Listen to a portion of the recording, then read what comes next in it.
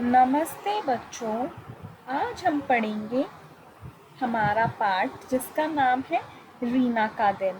चलो स्टार्ट करते हैं। देखो इसके अंदर पता है क्या है, एक रीना है, उसके दिन के बारे में बात करी गई है।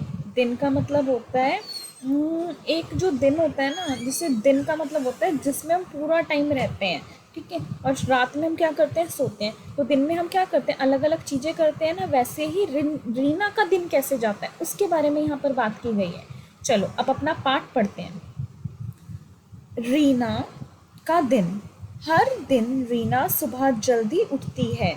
कितने बजे उठती है रीना वो नहीं बताया, लेकिन कब उठती है, जल्दी उठती है। उठकर बिस्तर को ठीक से लगाती है।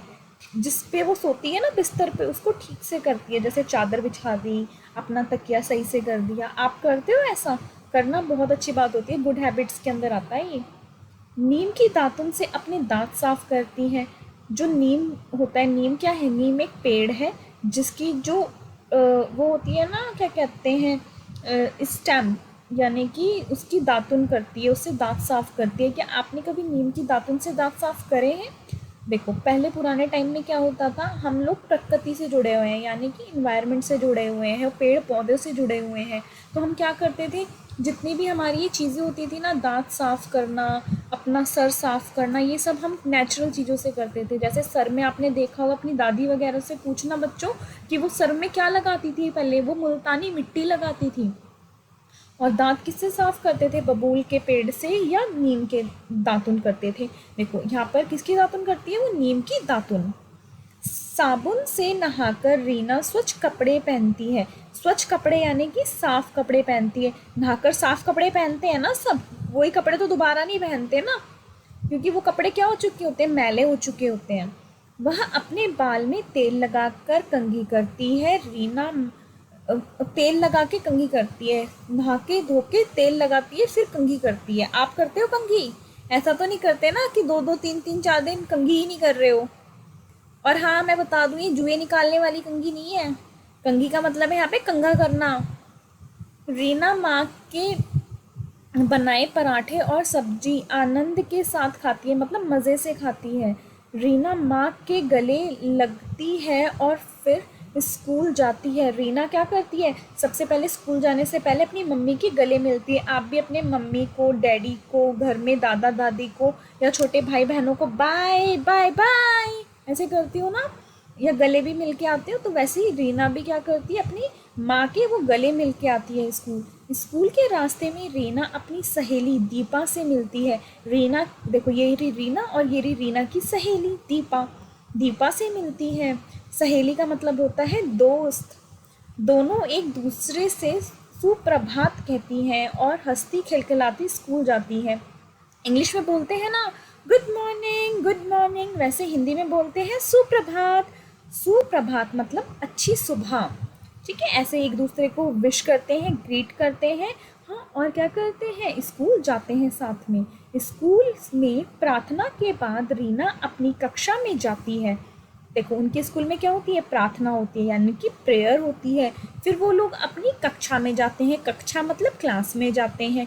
जैसे ही उनकी अध्यापिका कक्षा में आती है, अध्यापिका मतलब उनकी टीचर, जैसे मैं आपकी अध्यापिका हूँ ना, वैसे ही रीना की अध्यापिका उनकी क्लास में आती है, उनकी कक्षा में आती हैं।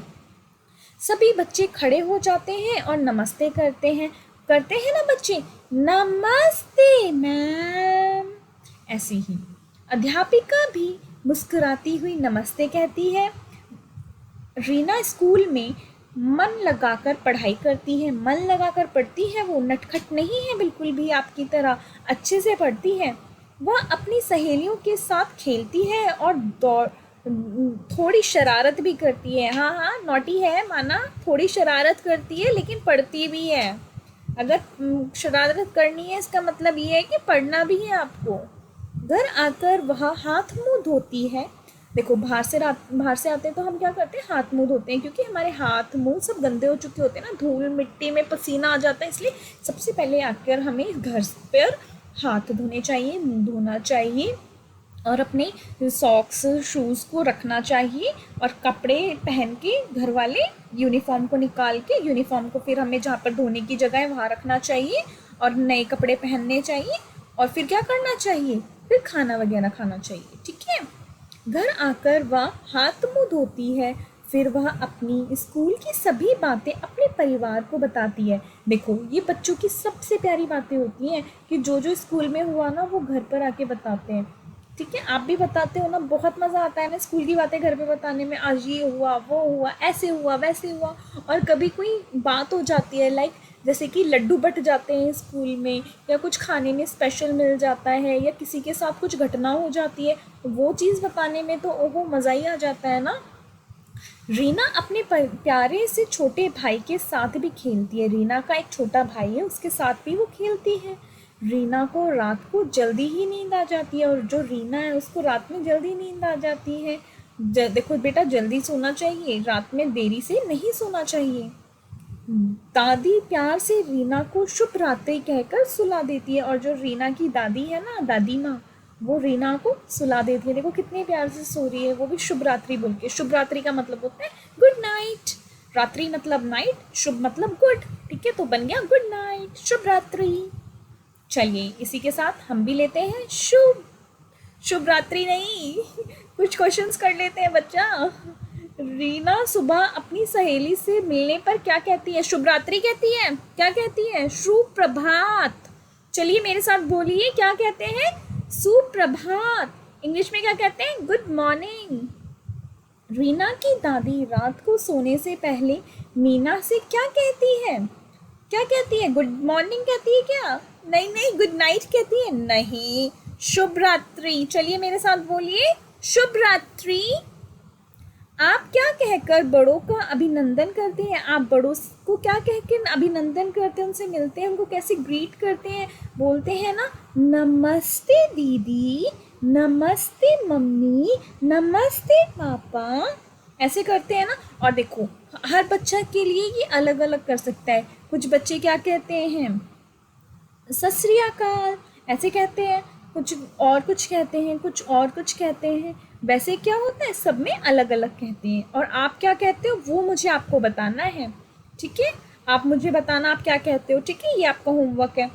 घर पर जब कोई अतिथि आते हैं, अतिथि यानी कि मेहमान आते हैं, तो आप क्या कहकर उनका स्वागत करते हैं। देखो अतिथि आते हैं तो आप उनको क्या कहते हो, ये कहते हो ना, जैसे कि अगर मेरे मामा जी आएंगे तो मैं कहूँगी मामा जी नमस्ते, मेरी मासी आएंगी तो मैं कहूँगी मासी जी नमस्ते, या कोई भी बड़ा आएगा तो मैं उन्हें क्या कहूँगी, नमस्ते। वैसे ही हर किसी के यहाँ पर इसे अलग अलग कह सकते हैं, ठीक है।